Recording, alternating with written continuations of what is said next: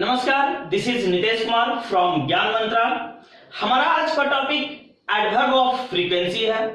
हम आज adverb of frequency के बारे में जानेंगे, तो चलिए शुरू करते हैं। इस क्रम में हमारा पहला प्रश्न what is adverb of frequency है। एडवर्ब ऑफ फ्रीक्वेंसी क्या होता है? आंसर है adverb of frequency is the adverb that qualify the meaning of a sentence while telling how frequently something happens. That means adverb of frequency वह adverb है जो यह बतलाता है कि कोई काम कितनी बार हुआ, कोई काम कितनी बार हो रहा है, जो यह बतलाए वह एडवर्ब ऑफ फ्रीक्वेंसी कहलाता है। दैट मीन्स वे एडवर्ब जो किसी काम के होने के फ्रीक्वेंसी को बतलाता है, जो यह बतलाए कि कोई काम कितनी बार हुआ है, वह एडवर्ब ऑफ फ्रीक्वेंसी कहलाता है। अब एडवर्ब ऑफ फ्रीक्वेंसी को कुछ एग्जांपल की सहायता से समझने का प्रयास करते हैं। हमारा पहला एग्जांपल है we go to the school daily. इस सेंटेंस में डेली एडवर्ब ऑफ फ्रीक्वेंसी है। एडवर्ब ऑफ फ्रीक्वेंसी से किसी वर्ब के फ्रीक्वेंसी का पता चलता है कि कोई काम कितनी बार हुआ। जैसे we go to the school daily, हम लोग डेली स्कूल जाते हैं, तो इस सेंटेंस से हमें वर्ब के फ्रीक्वेंसी का पता चल रहा है, वर्ब के होने का पता चल रहा है कि वह कितनी बार हो रहा है, तो डेली हो रहा है। हम लोग स्कूल कितनी बार जाते हैं, तो डेली जाते हैं। दैट मीन्स डेली वह वर्ड है जो वर्ब गो के फ्रीक्वेंसी को बतला रहा है कि हम लोग स्कूल कितनी बार जाते हैं, तो डेली जाते हैं। इस प्रकार डेली एडवर्ब ऑफ फ्रीक्वेंसी होगा। उसी प्रकार हम लोग दूसरे एग्जांपल को समझते हैं। हमारा दूसरा एग्जांपल है we go to the school sometimes. हम लोग कभी कभी स्कूल जाते हैं। समटाइम्स मीन्स कभी कभी। यहां इस सेंटेंस में समटाइम्स एडवर्ब ऑफ फ्रीक्वेंसी होगा, क्योंकि वह वर्ब गो की फ्रीक्वेंसी को बतला रहा है कि हम लोग कितनी बार स्कूल जाते हैं, तो कभी कभी जाते हैं। तो इस प्रकार समटाइम्स एडवर्ब ऑफ फ्रीक्वेंसी होगा जो कि वर्ब गो की फ्रीक्वेंसी को बतला रहा है। हमारा अगला एग्जांपल है we go to the school rarely. Rarely means कभी कभार। हम लोग स्कूल कभी कभार जाते हैं। इस सेंटेंस में रेयरली एडवर्ब ऑफ फ्रीक्वेंसी होगा जो कि वर्ब गो की फ्रीक्वेंसी को बतला रहा है कि हम लोग स्कूल जाते हैं, तो कभी कभार जाते हैं। इस प्रकार रेयरली एडवर्ब ऑफ फ्रीक्वेंसी है। हमारा अगला एग्जांपल है we never go to the school. हम लोग स्कूल कभी नहीं जाते हैं। नेवर मीन्स होता है कभी नहीं। इस सेंटेंस में नेवर एक एडवर्ब ऑफ फ्रीक्वेंसी होगा जो कि वर्ब गो की फ्रीक्वेंसी को बतला रहा है कि हम लोग स्कूल जाते हैं, तो कभी नहीं जाते हैं। दैट मीन्स हम लोग स्कूल कभी नहीं जाते हैं, तो इस सेंटेंस में नेवर एडवर्ब ऑफ फ्रीक्वेंसी होगा। That means adverb of frequency से एक्शन की फ्रीक्वेंसी के बारे में पता चलता है कि कोई काम कितनी बार हुआ। जैसे पहले सेंटेंस में डेली एक एडवर्ब ऑफ फ्रीक्वेंसी है, जिससे यह पता चल रहा है कि हम लोग स्कूल रोज जाते हैं, डेली जाते हैं। दूसरे सेंटेंस में समटाइम एक एडवर्ब ऑफ फ्रीक्वेंसी है, जिससे यह पता चलता है कि हम लोग स्कूल कभी कभी जाते हैं। तीसरे सेंटेंस में रेयरली एक एडवर्ब ऑफ फ्रीक्वेंसी है, जिससे यह पता चलता है कि हम लोग स्कूल कभी कभार जाते हैं। उसी प्रकार चौथे सेंटेंस में नेवर एक एडवर्ब ऑफ फ्रीक्वेंसी है, जिससे यह पता चलता है कि हम लोग स्कूल कभी नहीं जाते हैं। एडवर्ब ऑफ फ्रीक्वेंसी से संबंधित हमारा दूसरा प्रश्न है how many types of adverb of frequency. Adverb of frequency कितने प्रकार के होते हैं? आंसर कहता है there are two types of adverb of frequency. Adverb of frequency दो प्रकार के होते हैं। Number one definite adverb of frequency and number two indefinite adverb of frequency.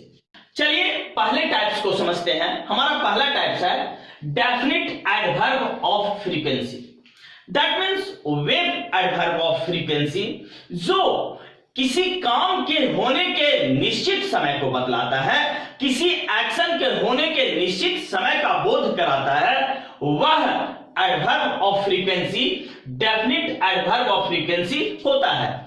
Example yearly, that means प्रत्येक वर्ष, मंथली प्रत्येक महीना, वीकली प्रत्येक सप्ताह, डेली प्रत्येक दिन, एवरी ईयर प्रत्येक साल, ट्वाइस अ डे दिन में 2 बार, एवरी आवर प्रत्येक घंटे आदि कुछ ये डेफिनिट एडवर्ब ऑफ फ्रीक्वेंसी के एग्जाम्पल हैं जो किसी काम के होने के निश्चित समय का बोध कराते हैं.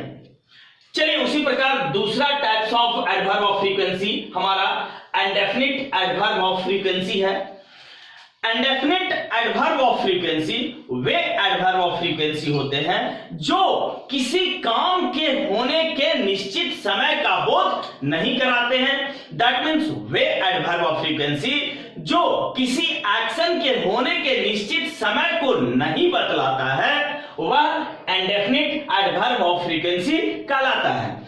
चलिए इसके एग्जांपल कुछ देखते हैं, जैसे समटाइम्स कभी कभी, रेयरली कभी कभार, ऑफन अक्सर, फ्रीक्वेंटली प्रायः, नेवर कभी नहीं, ऑलवेज हमेशा, ओकेजनली कभी कभी आदि ये सभी इंडेफिनिट एडवर्ब ऑफ फ्रीक्वेंसी के एग्जाम्पल हैं जो एक निश्चित समय को नहीं बतलाते हैं, जो किसी काम के होने के निश्चित समय को नहीं बतलाते हैं. एडवर्ब ऑफ फ्रीक्वेंसी बार बार होने वाली घटनाओं को दर्शाती है. यहां एडवर्ब ऑफ फ्रीक्वेंसी से संबंधित एग्जाम्पल दिए गए हैं तथा उससे संबंधित फ्रीक्वेंसी परसेंट दर्शाए गए हैं. हमारा पहला एग्जाम्पल ऑलवेज है. ऑलवेज मीन्स हमेशा. यह 100% फ्रीक्वेंसी को दर्शाता है. ऑलवेज मीन्स हमेशा. Ramesh always goes to market. Ramesh हमेशा मार्केट जाता है. तो यहां ऑलवेज फ्रीक्वेंसी को दर्शा रहा है, एक काम के होने की फ्रीक्वेंसी को दर्शा रहा है कि रमेश हमेशा मार्केट जाता है. तो जब वह हमेशा मार्केट जाता है तो यहां काम की फ्रीक्वेंसी क्या हुई? 100% हुई. हमारा दूसरा एग्जांपल यूजुअली है. यूजुअली मीन्स आमतौर पर. यह 90% फ्रीक्वेंसी को दर्शाता है.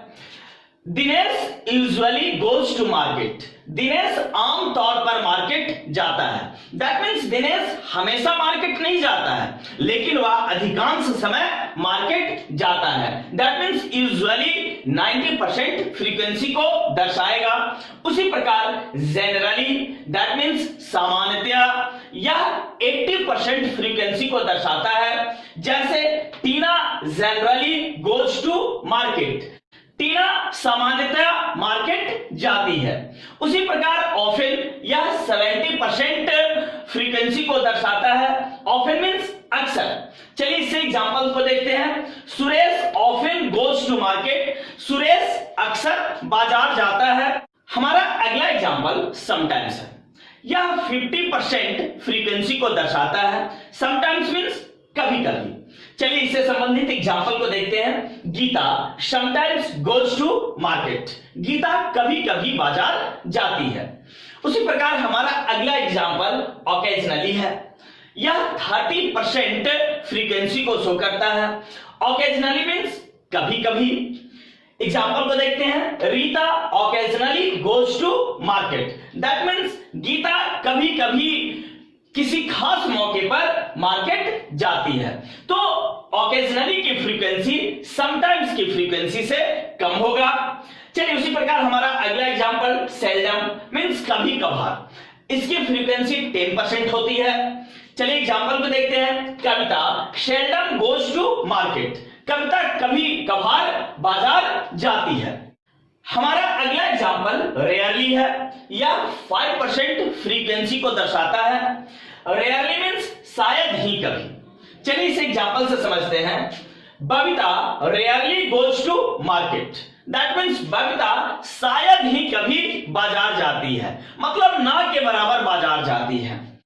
और नेवर, नेवर मीन्स कभी नहीं, यह 0% फ्रीक्वेंसी को दर्शाता है। चलिए एग्जांपल को देखते हैं। Raju never goes to market, Raju कभी बाजार नहीं जाता है। तो इस प्रकार हम पाते हैं कि ऑलवेज, ऑलवेज मीन्स हमेशा, दैट मीन्स कोई काम हमेशा हो रहा है तो वह 100% फ्रीक्वेंसी को शो करेगा। उसी प्रकार समटाइम्स, समटाइम्स मीन्स कभी कभी, दैट मीन्स कोई काम कभी कभी हो रहा है तो वह 50% फ्रीक्वेंसी को शो करेगा। तथा नेवर, नेवर मीन्स कभी नहीं, दैट मीन्स अगर कोई काम कभी नहीं हो रहा है तो वह 0% फ्रीक्वेंसी को शो करेगा। तो चलिए अब एडवर्ब ऑफ फ्रीक्वेंसी का प्रयोग हम एक सेंटेंस में किस प्रकार करेंगे उसके बारे में जानते हैं। Rules for using adverb of frequency. हमारा पहला नियम कहता है adverb of frequency are used with simple present tense to show repeated activity. That means adverb of frequency का प्रयोग हम लोग सिंपल प्रेजेंट टेंस के साथ करेंगे एक रिपीटेड एक्टिविटी को दिखाने के लिए। दैट मीन्स एक बार बार होने वाली क्रिया को दिखाने के लिए हम एडवर्ब ऑफ फ्रीक्वेंसी का प्रयोग सिंपल प्रेजेंट टेंस के साथ करते हैं। तो चलिए इसे कुछ एग्जाम्पल की सहायता से समझते हैं।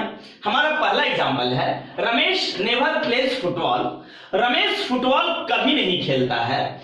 इस सेंटेंस में प्लेस वर्ब का 5th फॉर्म, वर्ब का 5वां फॉर्म प्रयोग हुआ है, इसलिए यह सेंटेंस सिंपल प्रेजेंट टेंस का वाक्य होगा। इस सेंटेंस में नेवर एक एडवर्ब ऑफ फ्रीक्वेंसी है जो कि सिंपल प्रेजेंट टेंस के साथ आकर एक काम की बार बार होने का बोध करा रहा है कि रमेश फुटबॉल कभी नहीं खेलता है। चलिए उसी प्रकार दूसरे एग्जाम्पल को समझते हैं। दूसरा एग्जाम्पल है वी ऑलवेज प्ले फुटबॉल। इस सेंटेंस में प्ले एक वर्ब है जो कि वर्ब का फर्स्ट फॉर्म है, V1 फॉर्म है, और वर्ब का फर्स्ट फॉर्म हम सिंपल प्रेजेंट टेंस में प्रयोग करते हैं। इस सेंटेंस में ऑलवेज एक एडवर्ब ऑफ फ्रीक्वेंसी है जो कि सिंपल प्रेजेंट टेंस के साथ प्रयोग होकर एक काम के बार बार होने की सूचना दे रहा है कि हम लोग फुटबॉल हमेशा खेलते हैं। तो चलिए अब एडवर्ब ऑफ फ्रीक्वेंसी के प्रयोग से संबंधित दूसरे नियम को समझते हैं। हमारा दूसरा नियम कहता है adverb of frequency are used between subject and verb when single verb is used in a sentence. That means जब एक सेंटेंस में एक सिंगल वर्ब का प्रयोग किया जाता है, जब एक सेंटेंस में एक ही वर्ब का प्रयोग किया जाता है तो एडवर्ब ऑफ फ्रीक्वेंसी का प्रयोग सब्जेक्ट तथा वर्ब के बीच होता है। चलिए इसे कुछ एग्जाम्पल की सहायता से समझते हैं। पहला एग्जाम्पल कहता है he sometimes goes to a school। इस सेंटेंस में एक सिंगल वर्ब गोज का प्रयोग हुआ है। दैट मीन्स इस सेंटेंस में एक ही वर्ब आए हैं जो कि गोज है, और जब एक सेंटेंस में एक ही वर्ब का प्रयोग होता है तो एडवर्ब ऑफ फ्रीक्वेंसी सब्जेक्ट तथा वर्ब के बीच आता है। तो हम इस प्रकार पाते हैं कि सेंटेंस में प्रयोग होने वाला एडवर्ब ऑफ फ्रीक्वेंसी समटाइम्स है जो कि सब्जेक्ट ही तथा वर्ब गोज के बीच आया है। चलिए उसी प्रकार दूसरे एग्जाम्पल को देखते हैं। दूसरा एग्जाम्पल है रीता रेयरली रीड्स बुक। इस सेंटेंस में भी एक ही वर्ब का प्रयोग किया गया है, सिंगल वर्ब का प्रयोग किया गया है जो कि रीड्स है। और वैसे सेंटेंस जिसमें एक ही वर्ब का प्रयोग होता है वैसे सेंटेंस में एडवर्ब ऑफ फ्रीक्वेंसी सब्जेक्ट तथा वर्ब के बीच आता है। इस सेंटेंस में रेयरली एक एडवर्ब है जो कि सब्जेक्ट रीता तथा वर्ब रीड के बीच आया है। इस प्रकार हम पाते हैं कि जब एक सेंटेंस में सिंगल वर्ब हो तो एडवर्ब ऑफ फ्रीक्वेंसी हमेशा सब्जेक्ट तथा वर्ब के बीच प्रयोग होता है। तो चलिए अब एडवर्ब ऑफ फ्रीक्वेंसी के प्रयोग से संबंधित तीसरे नियम को समझते हैं। हमारा तीसरा नियम कहता है adverb of frequency is used after verb B. That means adverb of frequency का प्रयोग वर्ब के बी फॉर्म के बाद किया जाता है। वर्ब के बी फॉर्म के अंतर्गत इज, एन, आर, वाज तथा वेयर आते हैं। चलिए इसे कुछ सेंटेंस की सहायता से समझते हैं। हमारा पहला एग्जांपल कहता है she is always happy with her parents. वह हमेशा अपने पेरेंट्स के साथ खुश है। इस सेंटेंस में ऑलवेज एक एडवर्ब ऑफ फ्रीक्वेंसी है जो कि इज वर्ब के बी फॉर्म है के बाद प्रयोग किया गया है। तो इस प्रकार हम पाते हैं कि एक एडवर्ब ऑफ फ्रीक्वेंसी वर्ब के be form that means is, am, are, was, were के बाद प्रयोग किए जाते हैं। तो चलिए उसी प्रकार दूसरे एग्जांपल को समझते हैं। हमारा दूसरा एग्जांपल कहता है I am rarely late for meeting. मैं शायद ही कभी मीटिंग के लिए लेट होता हूं। इस सेंटेंस में रेयरली जो कि एक एडवर्ब ऑफ फ्रीक्वेंसी है वर्ब के बी फॉर्म एंड के बाद आया है।